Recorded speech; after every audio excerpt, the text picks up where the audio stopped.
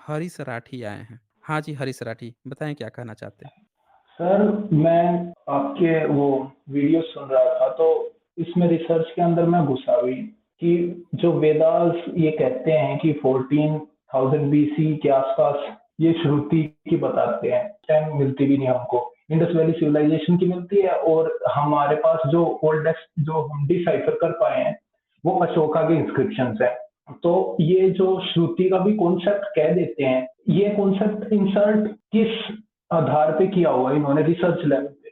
देखें, इसका आधार बिल्कुल आसान है। इन्होंने देखा कि यहाँ के जो रैदास थे, कबीर थे, इन लोगों की जो परंपराएँ थी, इनकी तो लिखी गई नहीं, लोग याद करके रखते थे क्योंकि वो उनकी अपनी भाषा थी। इसी तरह से गुरु नानक थे, नानक की भी 5वें गुरु ने लिखा, तब तक उनकी भी बातें जो हैं लोग पीढ़ी दर पीढ़ी याद रखते थे। याद रखने का कारण क्या था कि वो उनकी नेटिव लैंग्वेज थी और जो नेटिव लैंग्वेज होती है, जो बोली होती है, उसको आप सदियों तक याद रख सकते हैं। कुछ थोड़ा बहुत गलत-सलत भी हो सकता है, पर आप उसको याद रख सकते हैं।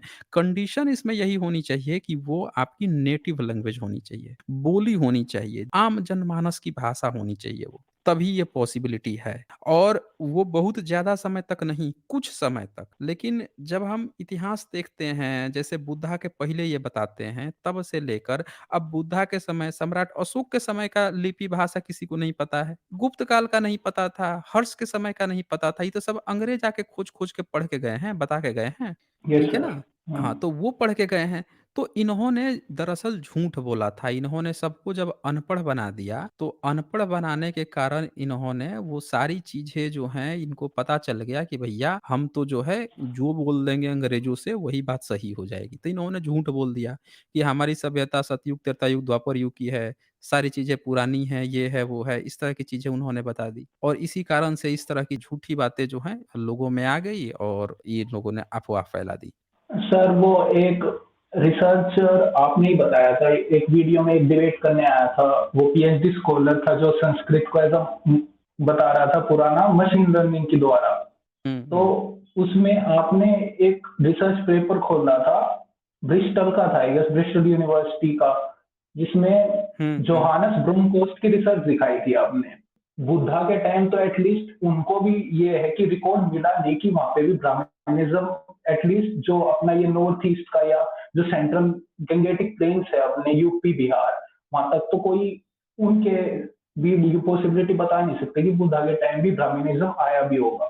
वो तो हुँ। जोहानस तो इस पेपर पे एक्चुअली सर आप वीडियो एक अच्छी तरह कर सके क्योंकि उनमें भी जोहानस ब्रोमकोस्ट की भी रिसर्च पेपर में भी उन्होंने ये माना हुआ है एटलीस्ट कि संस्कृत एग्जिस्ट कर रही थी, ब्राह्मण्स का कल्चर एग्जिस्ट कर रहा था, बस वो बुद्धिज्म के एरिया में आया नहीं था। वो फिर भी इंडस वैली सिविलाइजेशन का जो एरिया था उसी में था। नहीं, उन्होंने जिसको आधार बनाया ना, तो उनकी रिसर्च उस पर पक्की नहीं है।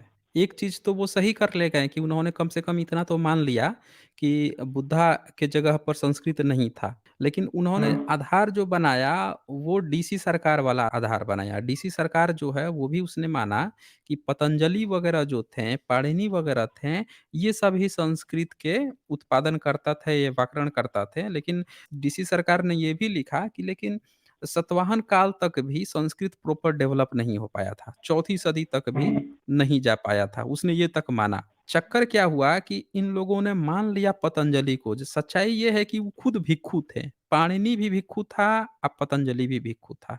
समझ रहे हैं? ये हुँ। दोनों ही बौद्ध भिक्षु थे। उस क्षेत्र में जिस समय के ये दोनों हैं, उस समय के तमाम सिक्के मिल गए, तमाम आर्किटेक्ट मिल गए उन क्षेत्रों का सारा बुद्धिज़्म के सपोर्ट में है। और इन दोनों का क्षेत्र बताया गया, भारत का जो पश्चिमी इलाका है, जो पाकिस्तान का इलाका है, वो क्षेत्र बताया गया। और वहाँ के हुँ। उस कालखंड के तमाम जितनी भी चीज़ें हैं, वो सारा बुद्धिज़्म के सपोर्ट में है। तो अब ये सवाल आता है कि भई, जब ब्राह्मणिज़्म ब्राह्मण को वहाँ पे आप स्थापित कर रहे हैं, जहाँ सपूत सारे के सारे बुद्धिस्ट के मिल रहे हैं, तो क्या वो बौद्ध भिक्षु ही नहीं थे?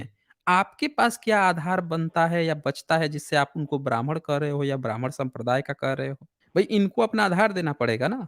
तो ये आज तक इनके पास नहीं। कोई आधार ही नहीं है, एक बेस तक नहीं है। भई बुद्धिस्टों का है, वो क्षेत्र था, वो क्षेत्र में ये लोग अपना पाली प्राकृत संस्कारित करके डेवलप कर रहे थे, तभी तो कहा गया ना कि बुद्धिस्ट हाइब्रिड संस्कृत भी कहा गया। तभी कहा कि ये भी बौद्धों हुँ, ने ही डेवलप की है संस्कृत को। पहले बुद्धिस्ट हाइब्रिड संस्कृत यानी कि पाली प्राकृत मिश्रित लैंग्वेज को डेवलप किया। इसीलिए आज का जो ब्राह्मण है वो 10वीं 11वीं सदी के बाद का संस्कृत लेके चलता है।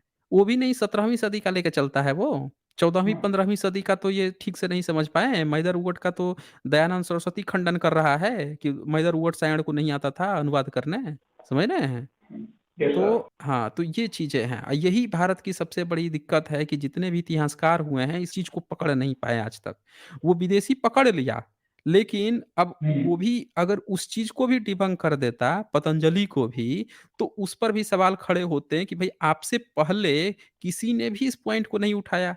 तो उसने एक चीज़ पकड़ लिया कि एक सपोर्ट भी हुँ। इंटरनेशनली मिले, कि हाँ, पतंजलि को लोग मान के चलते हैं, तो हम उसको पकड़ लेते हैं। लेकिन इतना ज़रूर मान लिया कि पूरे भारत में आया ही नहीं था उस समय संस्कृत। जी। सर एक और वो था कि जो माइग्रेशन का भी टॉपिक उठाते हैं कि इंडस वैली सिविलाइजेशन के बाद माइग्रेशन हुई। तो उसी के साथ माइग्रेशन हुई तो वो तो चलो डीएनए रिपोर्ट से पता चल जाता है। तो माइग्रेशन के साथ उनका जो ये सीरिया में जो मिथानी लैंग्वेज है या जो वैदिक गॉड्स वगैरह हैं, वो कल्चर इनके साथ आ गया। तो वहाँ पे मिथानी की तो चलो वहाँ पे मान लेते हैं कि इनकी इंस्क्रिप्शंस वगैरह और वैदिक गॉड्स की सबूत मिलते हैं।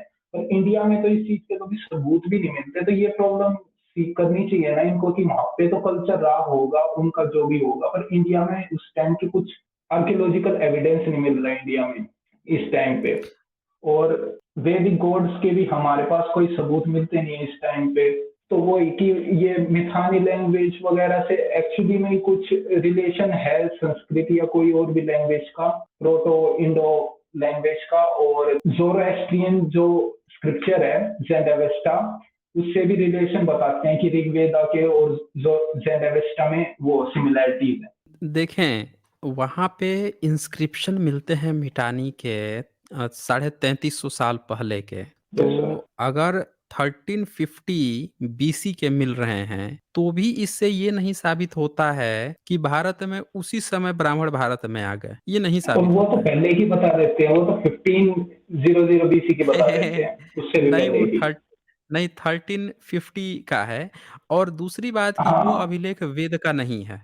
एक चीज़ लोगों में जो सबसे बड़ी गलतफ़हमी है, उन्होंने उसको समझ लिया है कि वो वेद में जो शब्द है वही है संस्कृत में लिखा है, ये सबसे बड़ी गलतफ़हमी है। वो वहाँ की भाषा में लिखी हुई है और वो संस्कृत में नहीं लिखी हुई है।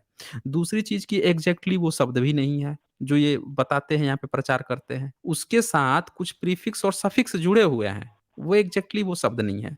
तीसरी बात कि वो जेंद अवस्था से मैच करते हैं, इनके वेदा से नहीं मैच करते। यानी कि वो मेसोपोटामियन जो सभ्यता थी, उसके बाद से जो जेंद अवस्था की थी, उस तरह की वो चीज़ें हैं, इनकी नहीं है। ये ज़बरदस्ती अपना बाबूजी वहाँ पे खोज लेते हैं, ये दिखाने के लिए कि माइग्रेशन हुआ था, ये हुआ था, वो हुआ था। समझ रहे हैं? ये चीज़ें हैं। इन्होंने बहुत ये घाल-मेल किया है ना, बहुत घाल-मेल किया है इन्होंने। एक हाइपोथेसिस हम भी क्रिएट कर सकते हैं कि ज़ेंड अवेस्टा वहाँ पे प्रॉपर क्रिएट हो चुका था और उसके बाद करीब-करीब तब फॉरेन इन्वेडर्स वगैरह इंडिया में आए, 17th एडी के आसपास या 14th एडी भी ले लें हम, तो उसके साथ ज़ेंड अवेस्टा इंडिया में और यहाँ पे संस्कृत डेवलप्ड हो चुकी थी, तो उन्होंने अब ऋग्वेद और ये सारे वेदास का क्रिएशन यहाँ पे कर दिया, 7 एडी के आसपास। देखें, एक चीज़ ये समझिए, मेगास्थनीज़ भारत में आया ईसा से 300 साल पहले, आया था यस ना? सर। तो हाँ। जिस क्षेत्र में वो जो रिसर्च पेपर के जो थे, उन्होंने भी बताया कि पतंजलि और पाणिनि का वो क्षेत्र था, पाकिस्तान का जो इलाका है, वो क्षेत्र था। तो भाई साहब, उसी क्षेत्र में तो शक भी आके बसे, उसी क्षेत्र में कुषाण भी आके बसे, उसी क्षेत्र में सिकंदर सेलुकस मिनांडर भी आके बसे और उन्होंने तो वहाँ पे बुद्धिस्ट मार्ग ग्रहण किया, बुद्धों की सारी चीज़ बनाई और उसी क्षेत्र में इनका ब्राह्मण पनप रहा था, तो ब्राह्मण का सबूत ही नहीं मिला। बताइए ज़रा, हाँ ये सर, तो जो यही चीज़ तो है ना। प्रॉब्लम है कि ओरिजिन कैसे हाँ, पता लगा लें फिर, ये क्रिएशन हाँ। हुआ कैसे है, तो वो एटलीस्ट की ब्राह्मणिज्म है और इनकी सिमिलैरिटीज चलो ज़ेंड अवेस्टा से मिल भी जाती है। तो यहाँ पे इंडिया हाँ। में क्रिएशन किस टाइम फ्रेम में हुआ उसका और कहाँ से आया है, इसका तो पता लगाना ही बनता है। तभी तो मैं ये कहता हूँ ना कि यहाँ पे इतनी बड़ी धूर्तता है, इतना भयंकर धूर्तता है कि ये लोग जो हैं पता नहीं हिस्ट्री जो है लोग कहते हैं कि वामपंथी बड़े अक्ल वाले होते हैं। मैं तो सब कह रहा हूँ कि सारे के सारे इतिहासकार जो है भांग खा के लिख रहे थे इतिहास। पूरे भारत का इतिहास जो है भांग खा-खा के भर लोटा गाँजा पी-पी के लिखे हैं सब ये। बताइए एक सिंगल एविडेंस दे दें जहाँ पे इन्होंने पाणिनि को बताया, जहाँ पे इन्होंने पतंजलि को बताया, उस क्षेत्र में ब्राह्मण का एक सिंगल सबूत दे दें।